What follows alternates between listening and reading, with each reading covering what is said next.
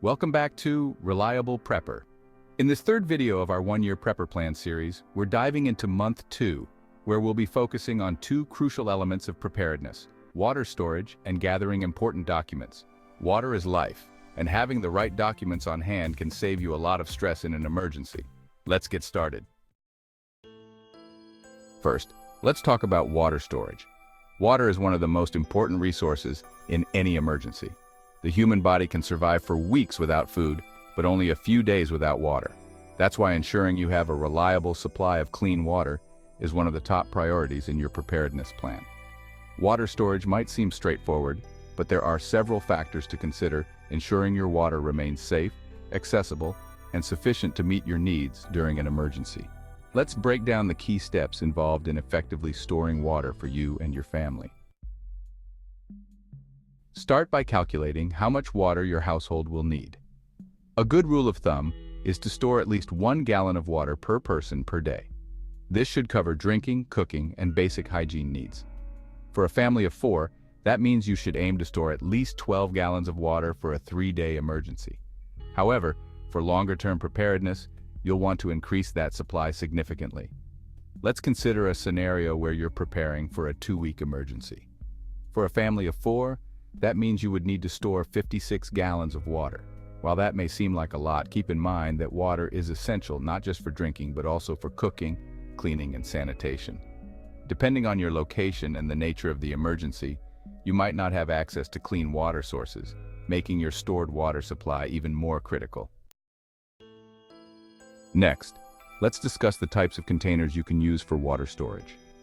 You have several options, from commercially available bottled water to larger food-grade storage containers.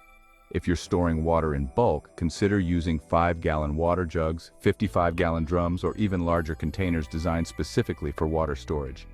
These containers are durable, reusable, and can be stored easily. Let's talk a bit more about the types of water storage containers. Commercially available bottled water is convenient and ready to use, but it's not the most space-efficient option if you're storing large quantities. For larger volumes, food-grade plastic containers are ideal. These containers are designed to hold water without leaching harmful chemicals, making them safe for long-term storage. One popular option is the 5-gallon water jug. These jugs are easy to handle, portable, and can be stacked to save space. They're also easy to refill and clean, making them a versatile choice for water storage. Another option is the 55-gallon drum, which is a heavy-duty container that can store a significant amount of water in a relatively small footprint. If you're looking to store even more water, consider investing in a water storage tank, which can hold hundreds or even thousands of gallons of water. Make sure that any containers you use are made from food-grade materials and are properly sanitized before filling them with water.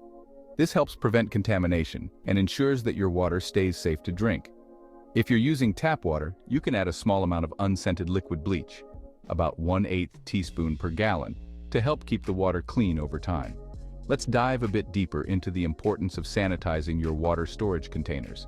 Even if you're using food-grade containers, it's crucial to clean and sanitize them before use. This step helps eliminate any potential contaminants that could compromise the safety of your water supply.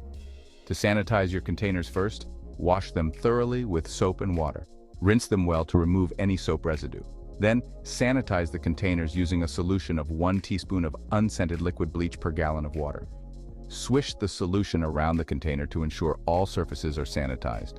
Then rinse with clean water before filling the container with water for storage. Once your containers are filled and sealed, store them in a cool, dark place. Avoid storing water containers in direct sunlight or near chemicals, as these conditions can degrade the quality of the water or the container itself. It's also important to label your containers with the date they were filled, so you can keep track of when it's time to rotate your supply. In addition to storing water, it's essential to have a way to purify additional water if your stored supply runs out.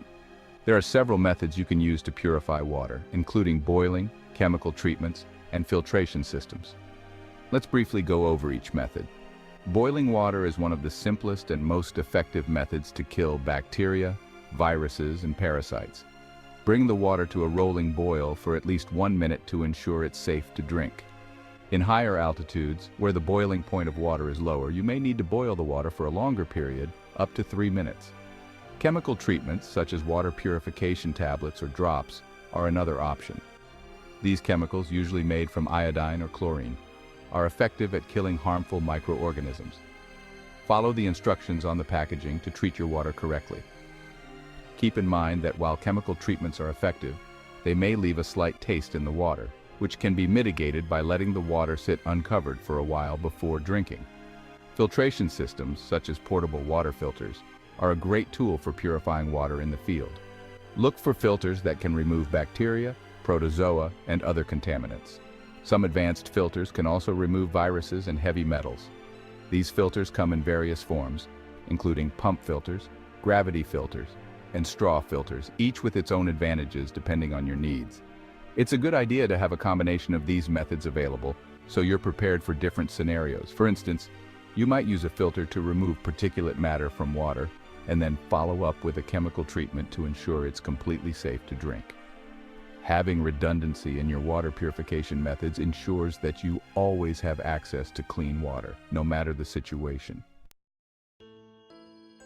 Now that we've covered water storage, let's move on to another critical area: gathering and organizing your important documents. In an emergency, having quick access to essential documents can save you a lot of time, stress, and potential headaches. These documents can be crucial for proving your identity, accessing financial resources, and ensuring that your medical needs are met. Gathering your important documents is not just about having them in one place. It's about ensuring they are protected and accessible when you need them most. Let's break down the steps you need to take to effectively gather, organize, and store your essential paperwork. Let's start by going over the types of documents you should gather and organize.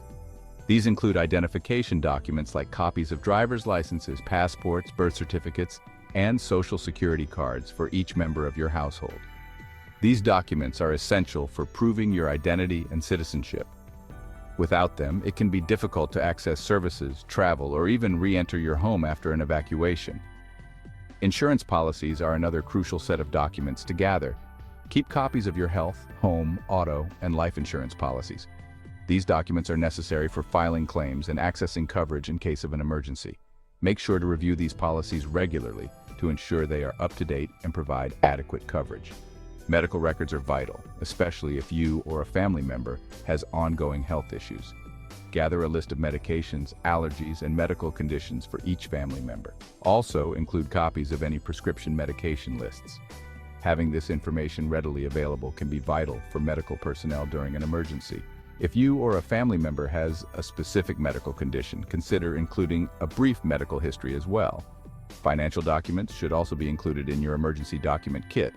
This includes copies of bank account information, credit card numbers, mortgage or lease agreements, and any other important financial records. These documents can help you manage your finances and access funds during a crisis. Additionally, having copies of recent bank statements and utility bills can be helpful for proving residency or accessing financial assistance. If you own property, it's essential to keep copies of deeds, titles, and any other property-related documents. These records are crucial for proving ownership and handling legal matters. In the event of a disaster, these documents can be indispensable for filing insurance claims and rebuilding. Finally, compile a list of emergency contact information, including phone numbers and addresses for family members, friends, and emergency services. Include both local and out-of-town contacts in case of widespread emergencies.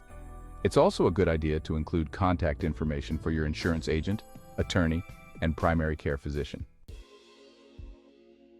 Once you've gathered all these documents, it's essential to organize them in a way that makes them easy to access in an emergency. Start by making copies of all your documents.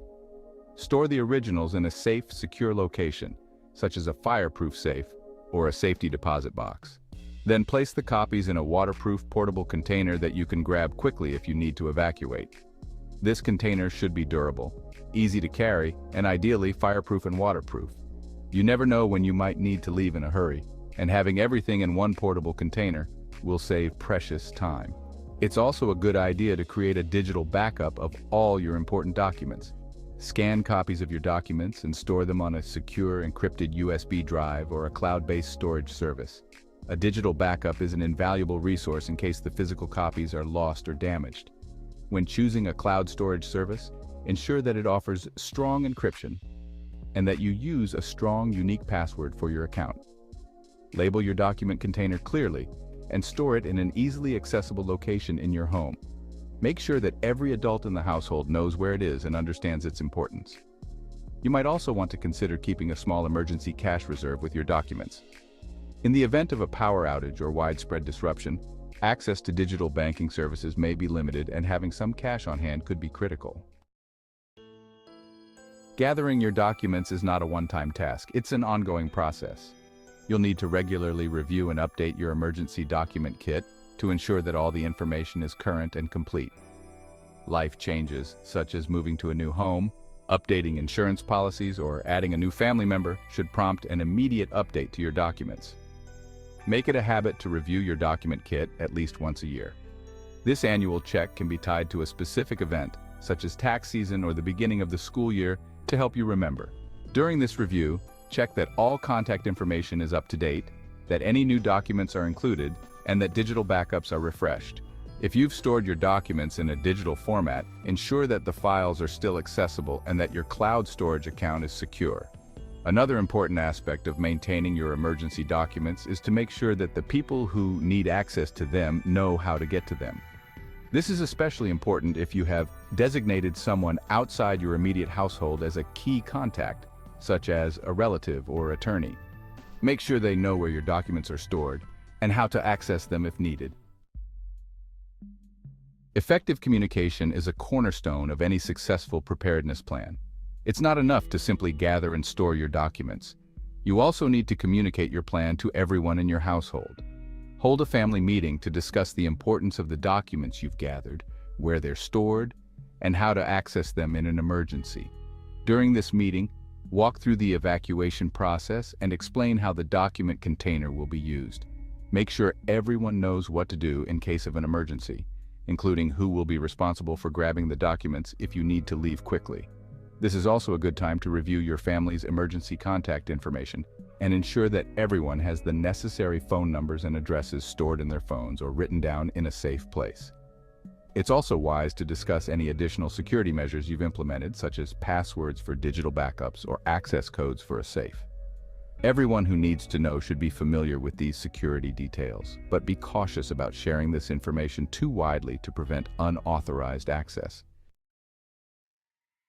By the end of month 2, you should have a reliable water storage system in place and your important documents organized and ready to go. These steps are crucial for ensuring your family's safety and security during an emergency. Thank you for joining us today as we covered month 2 of our one-year prepper plan.